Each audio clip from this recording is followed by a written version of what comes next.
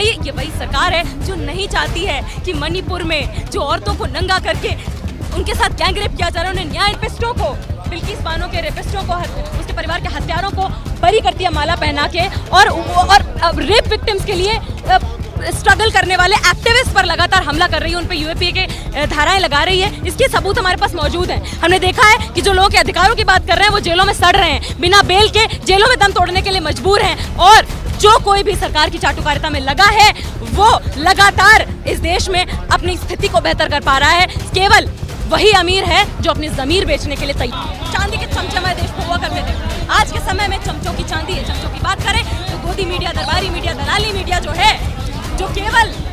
सरकार की प्रशस्ति गान में, स्तुति वंदना में लगी हुई है, उसी को तूल दिया जा रहा है। और सरकार और बाजार का, कॉर्पोरेट सेक्टर का जो नापाक गठजोड़ है, हर जमीर रखने वाली ताकत को या तो खरीद ले रहा है, और जिस स्वर को खरीद नहीं पा रहा है उसको कुचल दे रहा है।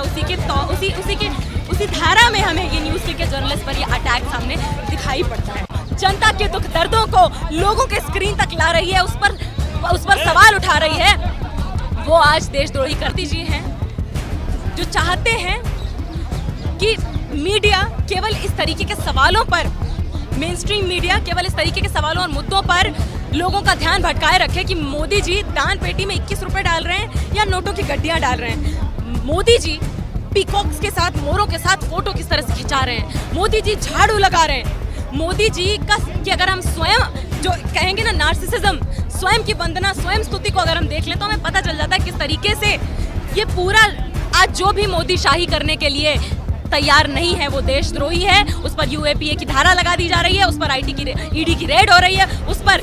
सूरज उगने के पहले उसको अरेस्ट कर लिया जा रहा है बिना अरेस्ट वारंट के, और उसको कुचलने की पूरी कोशिश की जा रही है। ये जो आरोप लगाए गए हैं कि एनमिटी प्रमोट कर रहे हैं, आईपीसी की धाराओं के क्रिमिनल कंस्पिरेसी का आरोप लगाया गया है, यूएपीए का आरोप लगाया गया है जर्नलिस्ट पर, जिन पर ये छापे पड़े, जिनको हिरासत में लिया गया है बिना किसी वारंट के, बिना किसी ग्राउंड के, केवल एलिगेशन के बेसिस पर। एलिगेशन की बात करने लगेंगे तो सरकार पर तो इतने तथ्यात्मक आरोप हमारे पास मौजूद है कि शायद सरकार का कोई नेता बचेगा ही नहीं जो सलाखों के बाहर रह जाएगा। ये वही देश है जब सारे आंदोलन और सबूत मौजूद थे सेक्सुअल हैरेसमेंट के खिलाफ, तो सेक्सुअल हैरेसर्स को नई संसद की नींव रखने के लिए इन्वाइट किया गया था, और वहीं पर लोकतंत्र की जो आवाजें थी यहाँ पर जंतर मंतर पर, अलग अलग जगह पर उनको कुचल के जेलों में भरा जा रहा था। ये वही सरकार है जो नहीं चाहती है कि मणिपुर में जो औरतों को नंगा करके उनके साथ गैंग रेप किया जा रहा है, उन्हें न्याय नहीं मिल रहा, को बिल्किस बानो के रेपिस्टों को, उसके परिवार के हत्यारों को बरी करती है माला पहना के, और रेप विक्टिम्स के लिए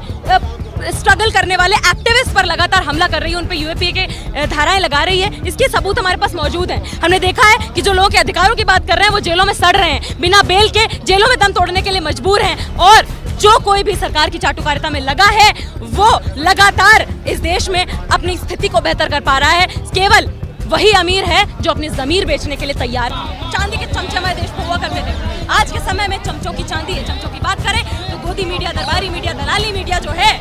जो केवल सरकार की प्रशस्ति गान में, स्तुति वंदना में लगी हुई है, उसी को तूल दिया जा रहा है। और सरकार और बाजार का, कॉर्पोरेट सेक्टर का जो नापाक गठजोड़ है, हर जमीर रखने वाली ताकत को या तो खरीद ले रहा है, और जिस स्वर को खरीद नहीं पा रहा है उसको कुचल दे रहा है।